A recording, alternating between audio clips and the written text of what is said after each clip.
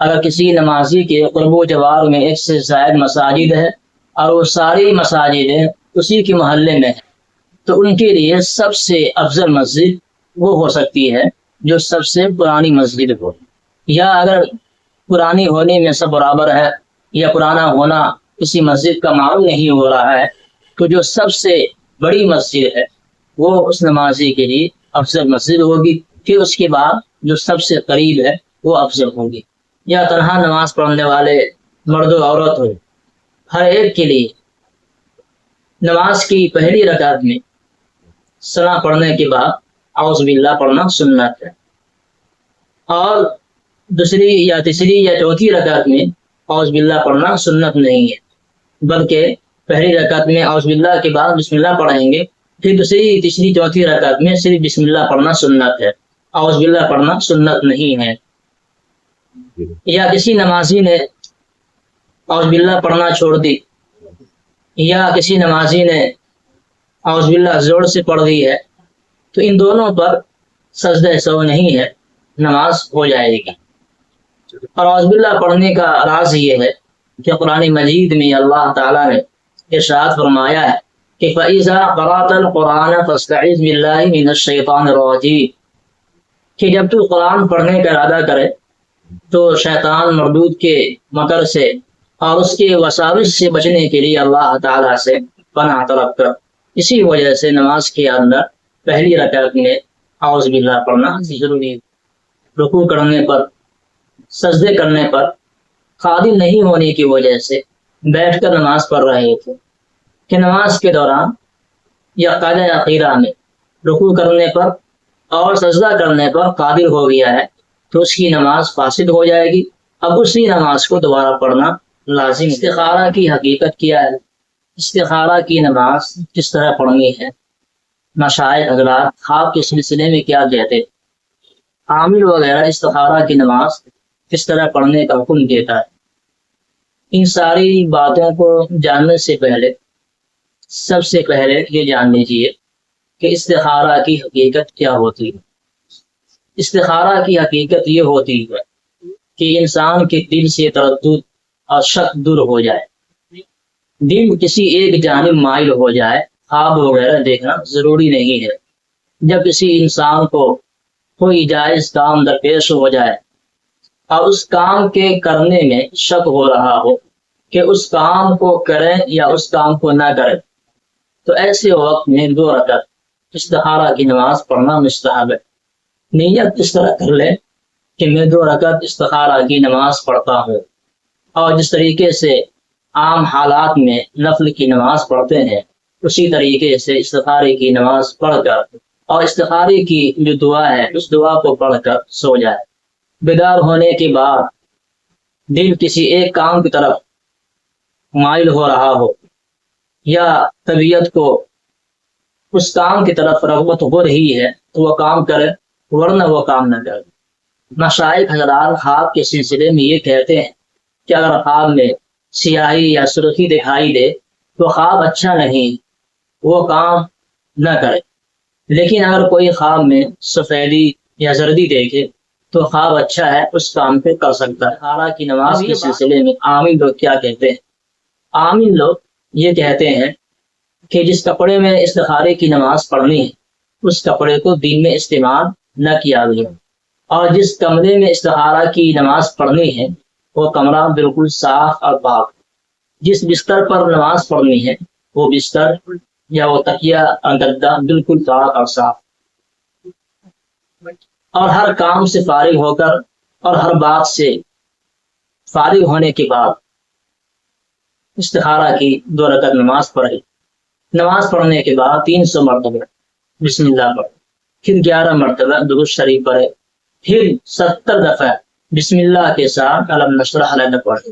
پھر اس کے بعد 11 مرتبہ درود شریف پڑھے، پھر اس کے بعد جو استخارے کی دعا ہے دعا کو پڑھنے کے بعد اب نہ کوئی کام کرے نہ کوئی بات چیت کرے، بلکہ پیشاب کا کھانے کے لیے بھی نہ جائے، کسی ضرورت یا کسی غرض کی وجہ سے ہم باہر نہ جائیں، بلکہ چپ چاپ خاموشی کے ساتھ سو جائیں۔ ہو سکتا ہے کہ خواب میں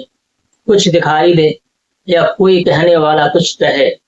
یا کچھ دکھائی نہ دے یا کچھ کہنے والا کچھ نہ کہے، اگر ایک دن میں یہ نہ ہو سکا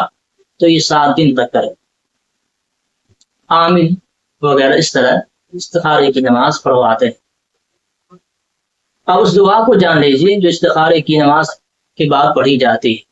اللہم انی استغفرک بعلمک واستقدرک بقدرتک واسألک من فضلک العظیم فإنک تقدر ولا أقدر وتعلم ولا أعلم وأنت علام الغیوب اللہم ان كنت تعلم ان هذا الأمر خیر لی فی دینی ومعاشی وعاقبتی وعاجلہ امری وعاجلہ فاقدره لي ويسره لي ثم بارك لي فيه وإن كنت تعلم أن هذا الأمر شر لي في ديني ومعاشي وعاقبتي وعاجله أمري وآجله فاصرفه عني وصرفني عنه واقدر لي الخير حيث كان ثم أرزقني دو جگہ ان هذا الأمر کا لفظ آیا ہے، تو ان هذا الأمر کی جگہ پر اس جائز کام کو دل میں ارادہ کر لے۔ جیسے کسی کو شادی کرنی ہے تو اللہ سے یہ کہے دل کے اندر، یا اللہ میرا فلانا بنت فلاں سے نکاح ہونے جا رہا ہے، یہ میرے لیے بہتر ہے تو مجھے صاف بتلا دے۔ یا سفر کرنا ہے تو سفر کے سلسلے میں یہ کہے کہ اللہ یہ سفر کرنا میرے لیے بہتر ہے تو مجھے صاف بتلا دے۔ یا کسی کو زمین وغیرہ خریدنی ہے، ہر وہ جائز کام کسی سے اس طرح ان حاضر امر کی جگہ پر گئے۔ لیکن اگر کوئی کسی اجلت کی وجہ سے یا وقت نہ ہونے کی وجہ سے استخارے کی نماز نہیں پڑھ سکتا ہے تو صرف استخارے کی دعا پڑھ کر ان حاضر امر کی جگہ پر اس جائز کام کو دل میں ارادہ کر لے۔ صلی اللہ علیہ وسلم نے ارشاد فرمایا کہ انسان کے بدن میں 360 جوڑ ہے، انسان کو چاہیے کہ ہر جوڑ کی طرف سے صدقہ کرے۔ صحابہ کرام نے عرض کیا،